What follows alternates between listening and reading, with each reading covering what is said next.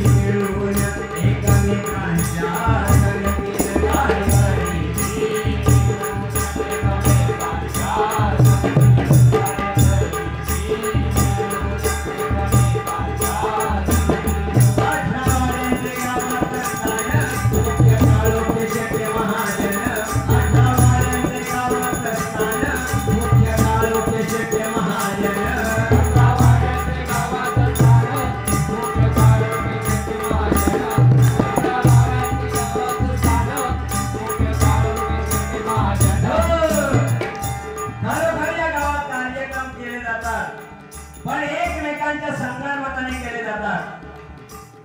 कोणाच्या तुझ्या भावना आहे, कोण लहान नव्हे कोण मोठा नव्हे, पण कार्यक्रमाच्या वेळी सर्व धर्म समभाव ही भावना मनात ठेवूनच कार्यक्रम केले जातात. 18 वाड्यांचं स्थान आहे बुवा आणि 18 मानकरी आहेत.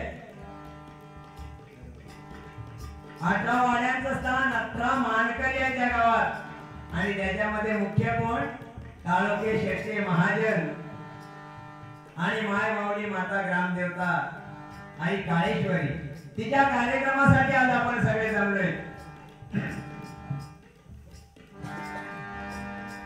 नाहीतर शेवटी काय आई माय माऊली गंगा माता सुद्धा. आता आपण ज्यावेळी राधापूरच्या गंगेत आंघोळ करून जातो त्यावेळी काय या गंगेने गंगेत जाऊन पहिला प्रश्न विचार, आई गंगामाई या सगळ्यांची पापाची धुतली जातात तुझ्याकडे येऊन, तर ही पापा सगळ्यांची घेऊन तू काय करतो? तर गंगेने उत्तर दिलं काय, गंगामाईने सांगितलं काय, अरे बाबा ती माझ्याकडनं वाहत वाहत जातात आणि समुद्राला जाऊन मिळतात. समुद्रात जाणी काय सांगितलं गंगामाई, समुद्रात जाणी ही सगळी पापा गंगामाई तुझ्याकडे पाठवतात, तू काय करतो त्याचा? त्या समुद्राला विचारल्या, समुद्रा अरे एवढ्या सगळ्या माणसांची पापा ती गंगामाई तुझ्याकडे पाठवतात, तू काय करतो? समुद्राने काय सांगितलं, अरे बाबा वाफेच्या मार्गाची सगळी ढगाकडे पाठवतोय, तू ढगाकडे जाऊन विचार.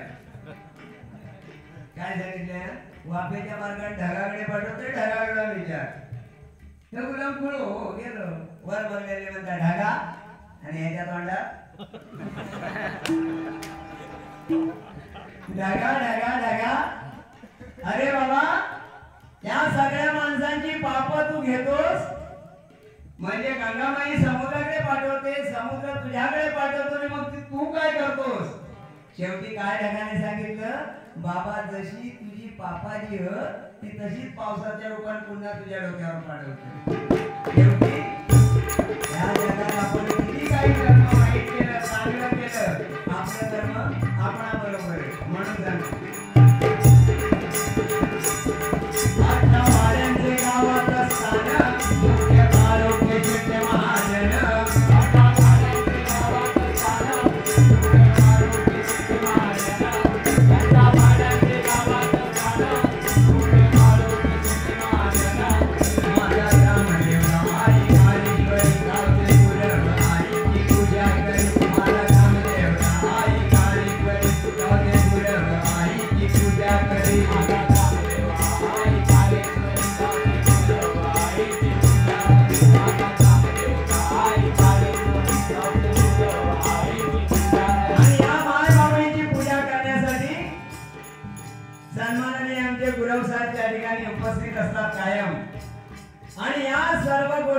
ठेवण्यासाठी या सर्व गावावर लक्ष ठेवण्यासाठी त्या जंगलात राईमध्ये बसलेत कोण?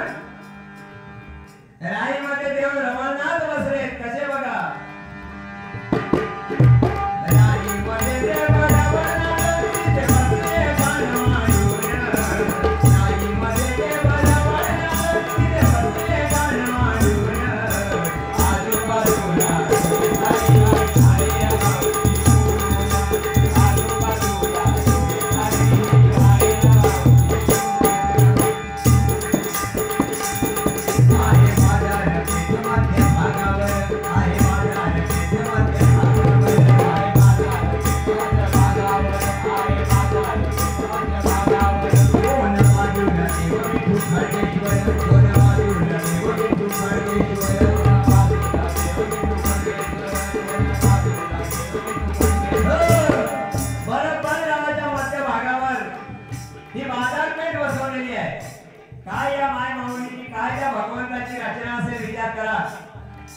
बरोबर गावाच्या मध्यभागावर ही बाजारपेठ बसवली आणि मग त्यांचं रक्षण करण्यासाठी त्यांच्यावर लक्ष ठेवण्यासाठी दोन बाजूला दोघे जण, एका बाजूला भवानी खडगेश्वर आणि दुसऱ्या बाजूला विठ्ठल रखुमाई. काय महत्व आहे बघा, केवढं महत्व आहे या गावावर, केवढी गावाची श्रद्धा आहे भगवंतावर, त्यासाठी सांगतोय.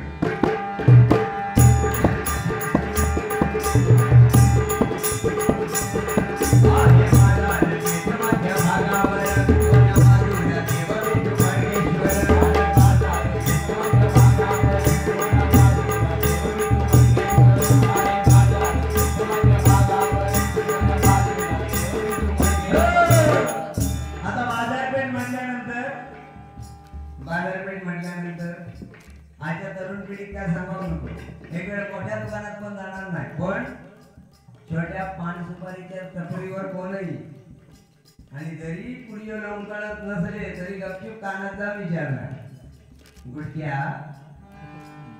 आता बरोबर त्यांना माहिती ना.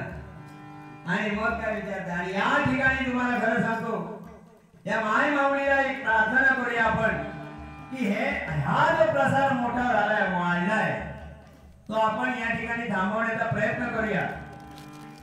एका ठिकाणी तुम्हाला सांगतो, दारू पिणारे, गुटखा खाणारे, सिगारेट ओढणारे असे भरपूर लोक, देवाने सुद्धा चाचपणी केली, भगवंताने सुद्धा चाचपणी केली की पृथ्वी तलावर बाबा एवढे हाय तरी किती जण, एवढे व्यसनी कोण कोण कसे कसे विचारून तरी बघूया.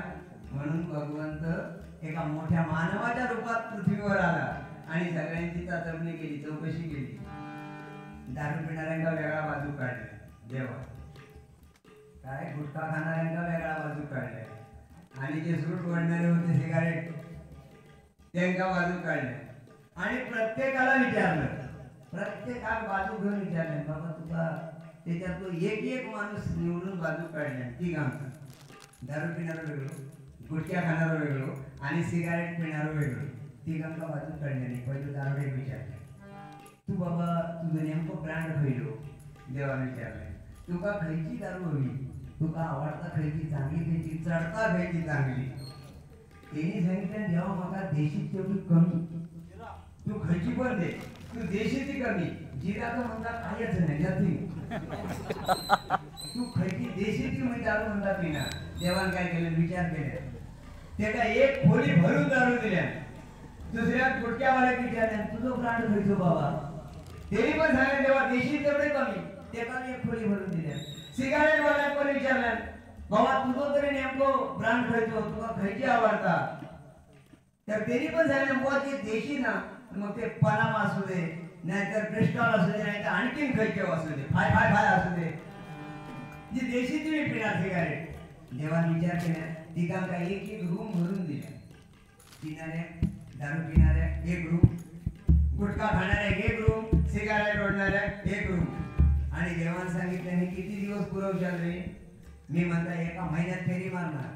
आणि काय होत आता ह्या तिघांका 3 रूम दिल्याबरोबर देव उठलो नाही गेलो, 1 महिना झालो, देव परत येलो बघू, बघितल्या पहिली जाऊन रूम उघडल्या दारूवाल्याची, त्याचा शाप सुपान सोडा झाला. दारू पिणाऱ्याची रूम उघडून बघितल्या, त्याचा शाप सुपान सोडा झाला. बाजू गेलो गुटक्यावाल्याची रूम उघडल्या त्याचा तो वास घेण्या एवढा त्याचा शाप म्हणजे काटून शिल्लक नाही मधलो राहील शाप त्याचा पण सुधार झालेला आणि शेवटी देव उठले भगवंत उठले आणि त्या सिगारेट वाल्याच्या रूम मध्ये गेले आणि त्याला बघितलं सिगारेट वाल्याची रूम फक्त उघडली बघितली ती एकही सिगारेट ओढली नाही आणि तो सिगारेट पिणारा माणूस खुर्चीवर मस्त पैकी असा हात टेकून बसलेला देव गेल्याने विचारतो देव गेले आणि विचारतात त्याला अरे बाबा त्यांनी सगळं संपवले आणि ते स्वतः गेले आणि तू अजून सिगारेटला एका पण हात लावलास नाही तुझी काय इच्छा नाही म्हणायची की कसं काय तो खवाळलेला माणूस महिनोभर तो खुर्चीवर बसलो ना तो खवाळलेला तो म्हणता देवा माका म्हणता रूम भरून सिगारेट दिलंस ते पेटवूक म्हणता माचीस तुझं बाबू सोडून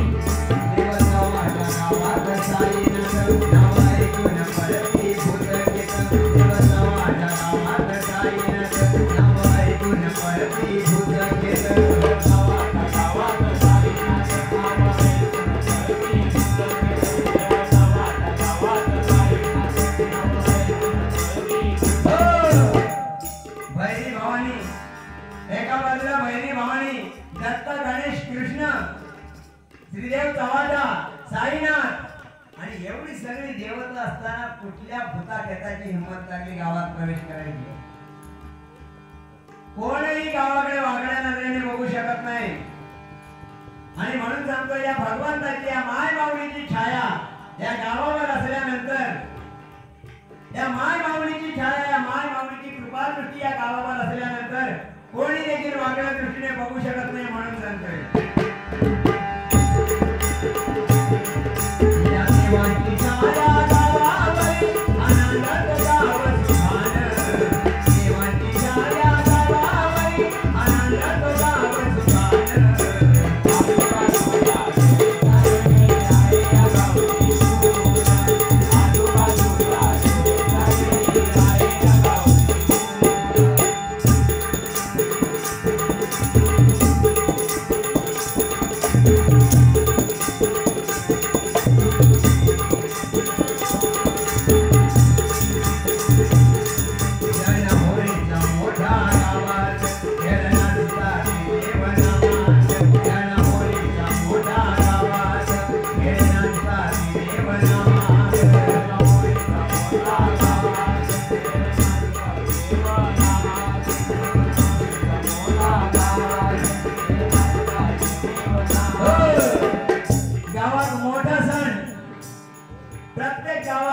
शेवट्याचा शेवकोत्सव अगदी सगळ्यात मोठा सण आणि मग प्रत्येक वाडीचे खेळे काही ठिकाणी गावाचे खेळे काही ठिकाणी कापड खेळे काही हर तऱ्हेचे शिमग्यामध्ये नाच घेऊन जातात काही लोक सॉंग लावून जातात नाही काय तोंडात नुसता एक वेगळा कसला तरी प्लास्टिकचा कपडा बांधायचा आणि जायचं मग नाही भजन आहे आणि त्यावेळी समजा जर भजनी कोणता भजना नसती ना तर काम लय भारी तर तोंडाला लावायचा आणि फिरायचा कामच झाला म्हणायचं आता होळीचा सण म्हटल्यानंतर आमच्याकडे एक परिस्थिती झाली एका साधारण 5-6 वर्षात गावचं मेन म्हणतो की नाही आता हा गेलो आमच्या भाजीला शेवट बसला लाजगाव गावचं मोरको की नाही मग तो म्हणजे आमची कार्यक्रम जी नाही तुमचा सांगतोय ते का विचारणार सगळे काय करूचा कसा करूचा नेमको की नाही तो गावातील मुंबईत ना आणखीन म्हणजे तो दिसता त्याच्यावर जाऊ नका त्याचं लग्न झालेला म्हणजे त्याला 4-5 मुलं असं ते बिचारे तसा नाही काय, पण बघता तो दिसता त्याच्यावर जाऊ नका, कारण कीर्ती ना म्हणजे मूर्ती ना आणि कीर्तीलाही महान आहे. तर सांगण्याचा उद्देश असा की काय झालं, मुला मुंबईत नाही गेलो आणि गाववाले सगळे जमावून गेले त्याच्या घराकडे. गाववाले सगळे जमावून गेले, बघितले तर आंघोळ करता औषध सांगितलं बाबा झील माझं हिलो आता काही मुंबईत नाही आंघोळ करतात. आंघोळ करतात नाही गावातले लोक मला सांगा गेले देतो दरवाजा बाथरूमचा ठक्का ठेवल्याने, बाथरूमचा दरवाजा ठक्का ठेवल्याने म्हणतो हे चल लवकर पटकन आंघोळ उघडत चल, उद्या शिंगो काय करता कसा करता ठरवूया, पटकन बाहेर ये. मला मग काहीतरी होते काय 4 तांबे बादलीचा पाणी घेतल्यावर होतो, टावेल लावले कसा बसा अंग पुसले, टावेल गुंडाळल्याने बाहेर गेलो. बाहेर गेल्याबरोबर त्याला सगळ्यात पहिला प्रश्न त्या गावातल्या लोकांनी काय सांगितलं, अरे गुलाम म्हणतात मी एवढं मोठं माणूस आमचं गावचं प्रमुख आणि तुझं पोरगो साधारण 6-7 वर्षाचं पोरगो मोठं झालेलं, तो म्हणता नागो मातीत खेळता तुला कळत नाही, ध्यान काय देतो त्याला जाऊन म्हणता काय तर त्याला समज दिले का हे काही करा हो गेलो उठलं पकोटी पोरग्याची माझ्याने फुल्यावर चापटी म्हणता हे माझं पोरगो तू आणि म्हणता असो मातीत खेळतस आणि तो पण नागो असा कधी याच्या पुढे करू नको, आपला टावेल काढल्याने त्याच्या पुढे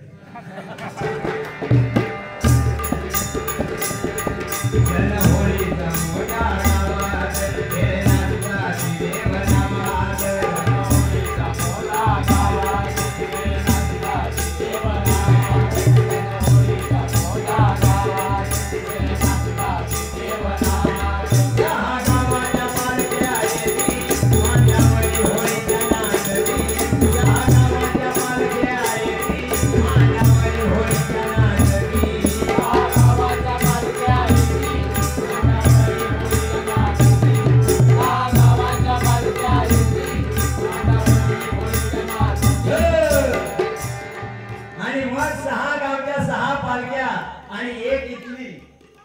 अशा 7 पालख्यांचा नाच.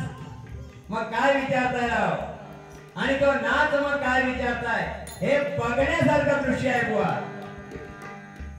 हे दृश्य शिमग्याचं बघण्यासारखं आहे. एकदा माझ्यासाठी येऊन बघा. सोहळा शिमग्याचा म्हणून सांगते तुम्हाला.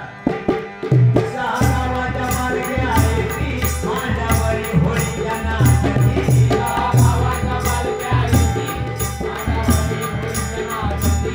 6 गावाच्या पालख्या आहेत ती माझ्यावरी होळीच्या नाचती. पहिले मानाचे नमन घागरेचे, पहिले मानाचे नमन घागरेचे, पहिले मानाचे नमन घागरेचे, पहिले मानाचे नमन घागरेचे. दुसरे मान करी गाडी नमनाचे, दुसरे मान करी गाडी नमनाचे, दुसरे मान करी गाडी नमनाचे, दुसरे मान करी गाडी नमनाचे. मग पहिलं नमन मानाचं. शिमग्याचं सगळ्यात मोठं उत्सव आणि त्यात मानाचं पहिलं नमन कोणाचं असेल तर ते आमच्या घागरेंचं आणि त्या पाठोपाठ आमच्या गार्डींचं. दोघांची 2 नमन. आमच्याकडे पण नमन करतात ना, पण आमच्याकडे ना तुमचा सांगतोय गेल्या वर्षी एका नमन केले मी, त्यांच्याकडे साडी लावणारा कोण धडक्या. मग त्यांनी काय केलं तुमचा सांगतोय, आता साडी नमनात लावणार कोण, लेडीज तर मिळत नाही, लेडीज येणार पडणार. मग एका तो गोरो पोरगो बघितल्याने चिकून चोपडो तो का तोंडाला घेऊन आणि त्याका माने साडी लावल्याने तो म्हणता कसा काय म्हणता जमणार ही गोष्ट, म्हणजे माता तुम्ही आज बाई बनवणार, ह्या जमणार कसा काय म्हणता. तसं ते काय एका पोरानं कानात सांगितलंय, तू साठी तर हे समोर पुढचा बघाया. अरे पण म्हणता सगळा पुढचा तळपाट त्याचा म्हणता काय पाहिजे.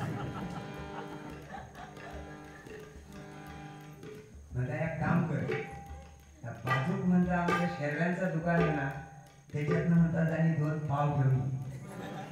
काय त्या दुकानातनं आणि 2 पाव घेऊन ये, मग तुझा कामच झाला म्हणून सांगतात. आणि काय गुलाम विचारतात, गेलो 2 पाव घेऊन येलो आणि ब्लाऊज चढवल्याने मग काय विचारतात, हे त्या नमनाकडे पण बघितलं नाही, जो येईल तो त्याच्याकडेच बघ, जो येईल तो त्याच्याकडे, जो येईल तो म्हणे शांत आवाज, जो येईल तो म्हणे शांत आवाज. आणि मग काय शांताबाई विचारतात, हो इकडे ढोलकी कडकडून लागल्याबरोबर शांताबाई हात वर केला आणि नाचात सुरुवात केल्याबरोबर त्याच्यात तो 1 पाव पडलो खाली. एक पाव खाली पडल्याबरोबर असं पोरगो होतो समोर बसलेला असं पोरगो होतो तो म्हणतो आई आई एक म्हणता हिच्या पाकिटातनं एक पाव खाली पडलो आता म्हणतात दुसऱ्या पाकिटातनं वळो पड असं वाटतं.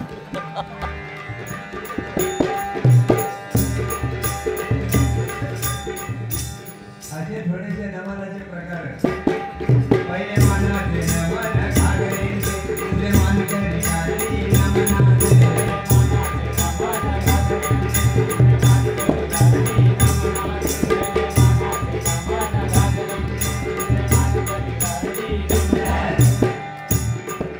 आणि शिवाय त्याच्यातनं एक तुमचा विषय म्हणजे आता बघा मी बुवांका तसंच नाही म्हटला तरी बाजूक ठेवले बुवांचा काय विषय बुवांकालाही बाजूक ठेवले कारण बिचारे आराम करते नवरात्रोत्सव अगदी 9 दिवस 10 दिवस डबल मारली होते का कशा बिचाऱ्यांका त्रास द्यायचा. पण विषय मुळात कसं तुमका सांगतोय आमच्याकडे सध्या की नाही म्हणजे तुमच्याकडे होती नाही माहिती नाही मग अशी बुवानी सांगितली आणि या सगळ्यांका सद्बुद्धी दे पण चोरांका सद्बुद्धी दे म्हटल्याने नाही. आमच्याकडे सध्या लय पिसाळले चोरा बिरांचा लय फेड अजून काय कोण मिळाला पण नाही आणि कोणा खरेदीचे पण नाही पण बोंबाबोंब लय मोठी चोर हत म्हणून बोंबाबोंब लय मोठी आहे काय काय करून जातात एवढा पण आमच्याकडे ना तर चोराच्या पलीकडचा काम वाघ पिसाळलेले म्हणजे तुमच्या लांजा बिजात मिळालो की नाही की आमच्या जंगलात नेऊन सोडला आमच्या जंगलात मिळालो त्याच्या पावडे बिडे पडलेलो की लांजा खाणून सोडलं यांचा कामच म्हणा की त्यांचा कामच. आणि मग आमच्याकडे ना वाघ पिसाळले आणि तुम्हाला मग अशी सांगितलंय तो आमच्या गावाचा प्रमुख आमच्या गावाचा प्रमुख कोण बाबा रागान बघू नको आमच्या गावात खयचं काम असू दे खयचंही काम असला की येऊन सांगणार कोणा आमच्या गावच्या प्रमुख त्याका सांगणार त्याका सांगितलेली बाबा वाघ पिसाळला काय करतं काळजी सोडा काय गुलामाने सांगितलं वाघ पिसाळला अजिबात काळजी सोडा उद्या माका एक फक्त तुम्ही बकरो हाडून द्यावा वाघ परवा तुमका धरून दाखवतो की नाही तो बघा आणि काय सांगा तुमका गुलामान काय केलंय एका धनगरान दिल्या नाही आता एवढं वाघ धरणार तो माणूस एक बकरो देव काय चालते चल एका बकरो दिल्या ह्यानं काय केलं गुलामान असे ना आता मंदिरात कसे रेजे स्टीलचे त्याच्या घरात लाकडाचे रेजी ह्यानं काय केल्या त्या बकऱ्यात ठेवल्या खळ्यात बांधून आपण घराच्या फुटू घरात आणि बंदुकीची नळी काढण्यात घराच्यातला बाहेर आता म्हणता वाघ ह्या बकऱ्या खाऊ गेलो की उडवणार गाववाल्यांकडनं म्हणतात मग काय मोठा पारितोषिक मिळत ना आणि काय विचारता तो साधारण 12:30-1 झाल्याबरोबर येतो लाटामध्ये डोळं लागलो वाघ गेलो कधी ह्याच्या गळ्यात तो बकरो नेला एकाच माहिती सकाळी उठून सगळे गावकरी जमा झाले ते काय विचारतात बाबा वाघ खया डोक्यात हात लावण्यात गुलामान म्हणता जाऊ दे सर म्हणता एक वेळ आताची फुकट गेली तुम्ही उद्या सकाळी येऊन बघा तुमका वाघ दाखवताय की नाही तो गुलामान काय केले मस्तपैकी एक गवताची गाय बनवली काय एक गवताची गाय बनवली गाय पण अशी मोहक बनवल्या तुमका सांगते ना आणि त्याच्यात चादर पण अशी टाकल्या की जशी गाय जिवंत गायब दिसा अशी गाय गुलामान बनवल्या पण आपण काय केलं ना तर गाय खाऊ तर बैल नक्की येणार हो वाघ नक्की येणार गाय खाऊ मग ह्यानं काय केलं गायच्या पाठच्या भागात तिनं आपले पाहिजे गायच्या पाठच्या भागात आपले पाहिजे आणि असो आता गाय पिऊ माणूस उभं राहून ती काय गाय दिसत काय मग राहू वनू आपण त्या गायच्या पोटात घातल्या तोंड बीड सगळ्यांनी टाकल्या आणि बाहेर नळी काढून ठेवली आणि वनवर राहिलो जिवंत गाय दिसत जशी काय आणि मग काय त्यात साधारण गावकऱ्यांना सांगून ठेवलं नव्हतं उद्या सकाळी तुम्ही येऊन बघा फक्त वाघ तुमचा मी धरून दाखवलंच म्हणून समजा आणि काय होतं का अगदी रात गेली अगदी रात गेल्यानंतर सकाळी गाववाले सगळे जमा झाले फक्त गाववाले खडा त्याच्या येऊन बघतात एका बाजू बघतो पाटील पडल्यालो नाका तोंडात सगळं फेस एका बाजून गवात सगळा इसकाटल्याने चादर खडी तिसरी फेस पडल्याने गाववाले जमा झाले म्हणतात पाटील वाघाचा काय झाला अरे वाघ गेलो म्हणता खड्ड्यात रात्री म्हणता आणि बैल पण आता सुरू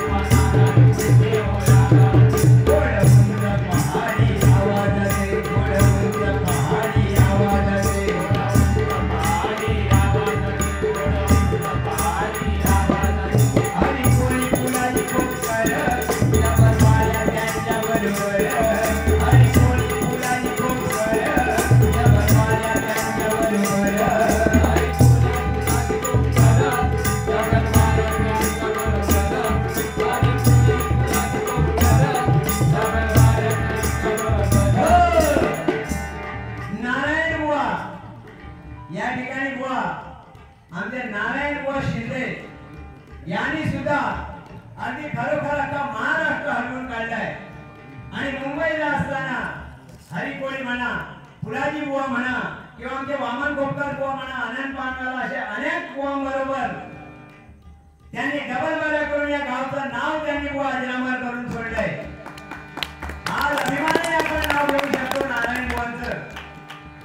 आणि त्यांच्या पाठोपाठ त्यांच्या भजनात राहून जरी त्यांच्याकडे बसून त्यांचे धडे शिकले नाही तरी त्यांच्या भजनात राहून आमचे बाळामे बुवा, त्यांच्या पाठोपाठ आमचे देवरुकर बुवा, एकनाथ बुवा देवरुकर यांनी सुद्धा त्यांचे धडे घेऊन हळूहळू बरे पुण्यात बसून शिकले नाहीत पण त्यांच्या भजनात त्यांच्या साथ करून त्यांनी त्यांचे धडे गिरवले आणि ते देखील भजनी बुवा झाले. आणि म्हणून सांगतो बुवा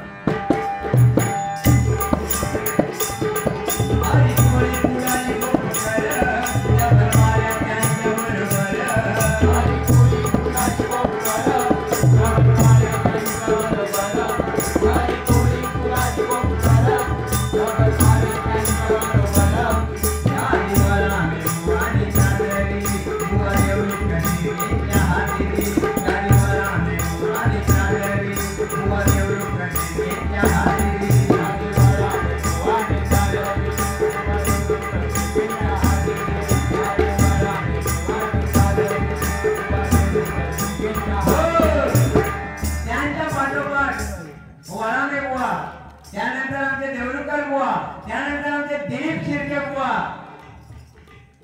किती बुवांची या गावात नावं घेऊ. आमचे नगरकर बुवा खरोखरच गळ्यात आमचे परशुराम बुवा जरी गेले तरी यांच्यात गळ्यात आमचे परशुराम बुवा दिसतायत. आमच्या नगरकर बुवांच्या गळ्यात परशुराम दिसतायत. या अभिमानाने गोष्ट सांगतोय बुवा. आणि या ठिकाणी आम्ही येण्यापूर्वी जे भजन झालं ते आमच्या नगरकर बुवांचं आज गुरुतुल्य बुवा आहेत आमच्या समोर बसलेले.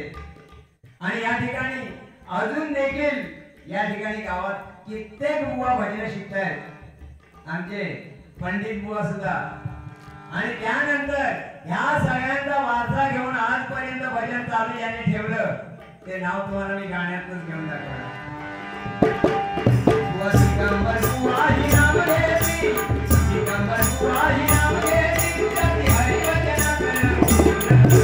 दिगंबर बुवा ही नाम घेतली, कधी हरिभजन कर.